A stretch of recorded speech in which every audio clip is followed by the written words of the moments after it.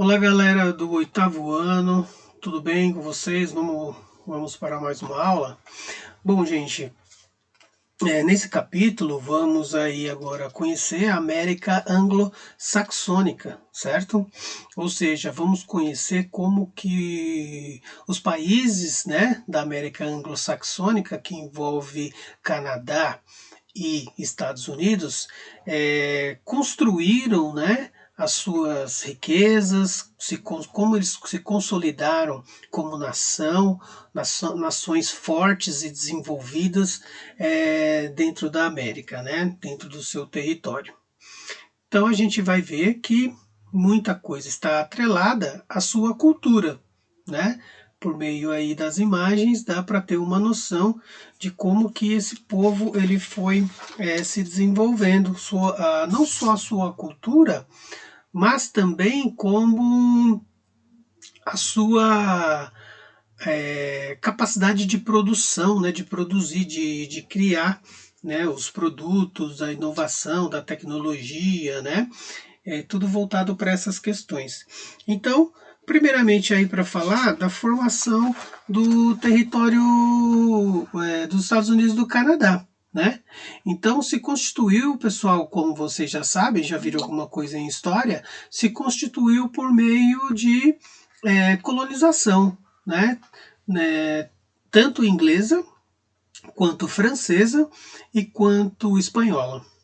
Só que ao longo do período de colonização, quem predominou no território, né, foram os ingleses, né?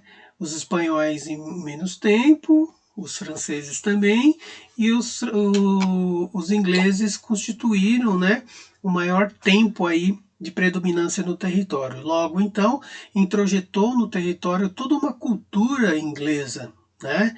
E aí, então, eles foram desbravando o território nas regiões litorâneas e depois fez a política conhecida como as 13 colônias, né, de desenvolvimento do território, desenvolvimento agropecuário, desenvolvimento, enfim, sobre toda a atividade agrícola, né, nessas denominadas 13 colônias, né, onde foi aí a expansão do território se deu por meio dessas atividades, né? Então foi uma política que ao fazer foi imposta, né, por meio da força, né?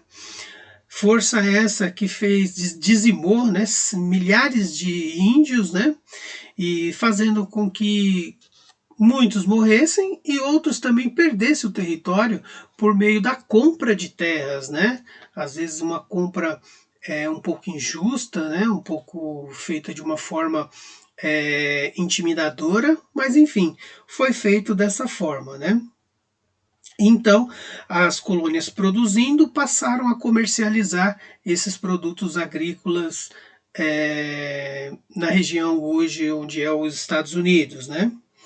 E aí, então, estimulado, né, pelo destino manifesto, ocorreu toda essa expansão depois para a região aqui mais a oeste, né, do território, fazendo com que ainda o território se expandisse cada vez mais, certo? Bom, aí depois dos Estados Unidos, temos aí um território que poucas pessoas falam, né, que é o Alasca. E por que poucas pessoas falam? Justamente por causa das condições, né, desse território, né, que ele oferece. Ele consegue oferecer poucas condições para as pessoas ali, em sentido de desenvolver alguma coisa, em sentido de produzir alguma coisa, né, justamente por causa do seu clima frio. As condições climáticas são terríveis lá, né? Então, por exemplo, a agricultura fica impossível a prática da agricultura ali.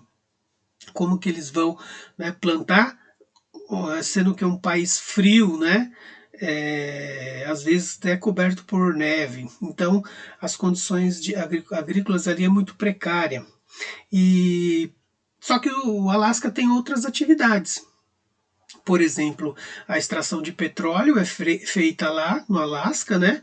E da onde que se retira muitos barris desse local, né? Tem uma produção aí um pouco intensa, né? Não tão intensa quanto os grandes países petroleiros, mas enfim, tem uma atividade lá que eles desenvolvem sim relacionada ao petróleo, né? O outro, né, outra região aí que também corresponde aos Estados Unidos é o Havaí, né? Formado ali por um conjunto de ilhas que fica localizado no Oceano Pacífico, né? É formado por um conjunto de 8 ilhas, né? Na verdade, e o que vai se destacar aí são as belezas naturais, né? A atração turística e o vulcão, né? Um dos vulcões aí mais ativos do mundo, que é o Kilauea. Bom, e aí então chegamos aqui na formação da ocupação do território canadense. Ou seja, vamos falar um pouco agora do Canadá, como que esse território ele foi ocupado, de que maneira ele foi ocupado, né? Também passou por um processo de colonização europeia, né? Em 1497, feita pelos ingleses. Depois os franceses estiveram por ali também, né? Na região de Quebec, formaram ali uma província. Tem muitos imigrantes ali, franceses e ingleses, né? Nessa província. E é uma região marcada por também diferentes práticas, né? De atividades voltadas para o trabalho, para a produção. Né? Inicialmente ali, no período colonial, foi mais explorado, né? As jazidas de ouro, né? Que foram muitas encontradas ali, e fez com que o território fosse muito cobiçado, atraindo muitos migrantes, né? Para a região ali onde hoje é o Canadá. E a língua ali oficial que eles falam é o francês, né? Tem um pouco do inglês, mas o francês é muito forte lá devido a essa identificação com o povo francês. E aí depois passamos para a parte que vai falar do quadro econômico e social dessa região, né? Ou seja, vamos aí falar primeiro dos Estados Unidos. Chegar aqui para vocês na página aqui. Então, o quadro econômico dos Estados Unidos e depois Canadá, a gente pode entender que são os dois países, podemos considerar que são desenvolvidos, né? No continente, né? Ali na região colonizada pelo povo anglo-saxão, os dois são considerados somente os dois considerados como desenvolvidos, certo? E aí, todo esse desenvolvimento vem gerado por causa das suas atividades econômicas ali, principalmente voltada para a indústria, né? Setor tecnológico, também de extração, né? De riquezas naturais. A gente vai falar um pouco disso mais para frente, né? Aí a gente vai ver aqui os aspectos da população dos Estados Unidos, né? Ou seja, quais são as características dessa população, né? Como que ela se constituiu, né? E ela é o que é hoje. Então, a população é constituída hoje por 330 milhões de habitantes, né? A região que é mais populosa ali da América anglo-saxã. Foi colonizada aqui nas regiões litorâneas, né? Essas partes aqui mais em vermelho, né?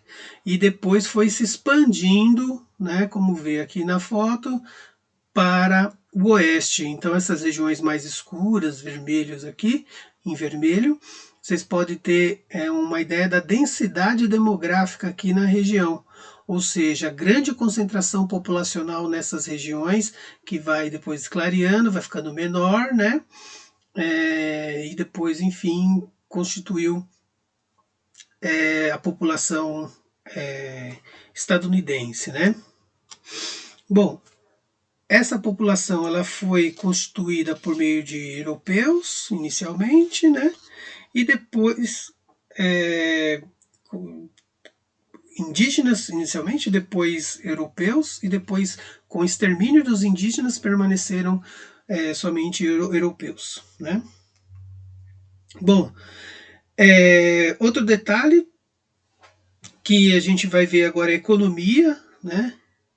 A economia americana ela é muito forte, né? Baseada na modernização, né? Que vem aí inicialmente do campo, né? O chamado êxodo rural, onde no século XX, né? Vai ocorrer um processo de grande investimento na indústria, no setor da agronomia, da agropecuária, né? Então vai fazer com que vai gerar muita produção em larga escala, né? E consequentemente isso vai gerar até para formas, né, de criar mais possibilidades de exportar produtos, né, tanto industriais, tanto agrícolas, né? Só que trouxe um problema, porque devido a esse investimento na modernização, né, no campo, na produção do alimento, muitos homens, né, muitos trabalhadores do campo ficaram desempregados. Ou seja, uma máquina do setor agrícola pode substituir até 100 homens, né?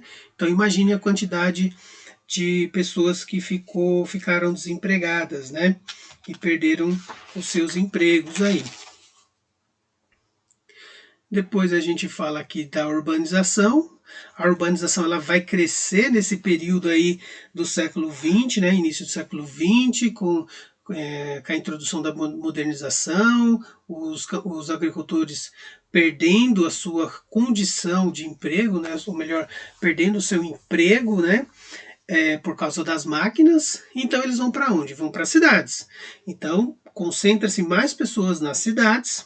A urbanização ela vai crescer mais ainda em decorrente disso. Vão surgir pequenas e médias cidades, depois grandes cidades.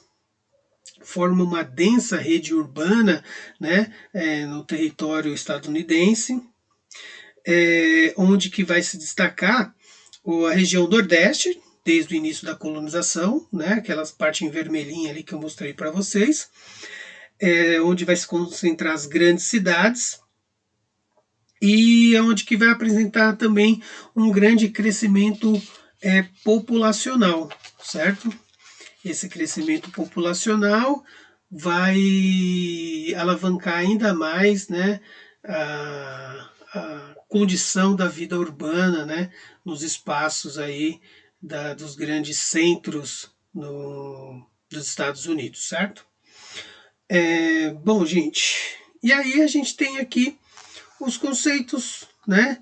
Os conceitos não, melhor dizendo, as cidades mais populosas, as cidades grandes, né, conhecidas ali nos Estados Unidos, que pode se considerar aí cidades de maior impacto industrial e também de grande crescimento industrial, grande crescimento populacional, grande surgimento de indústrias, né, e consequentemente uma economia muito forte, que é a região conhecida como megalópolis, né, região do Nordeste, como Boston, Washington, Nova York,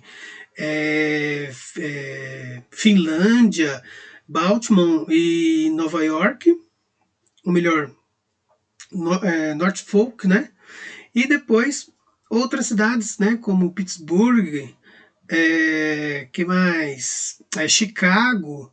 Então, grandes centros financeiros, considerados como cidades aí, megalópolis, né? Depois temos outras, né, cidades ao oeste, como a Califórnia, San Diego, São Francisco, Los Angeles e Las Vegas. Certo, pessoal? Gente, vamos ficar por aqui. No vídeo 2, termino com vocês, tá bom? Até mais.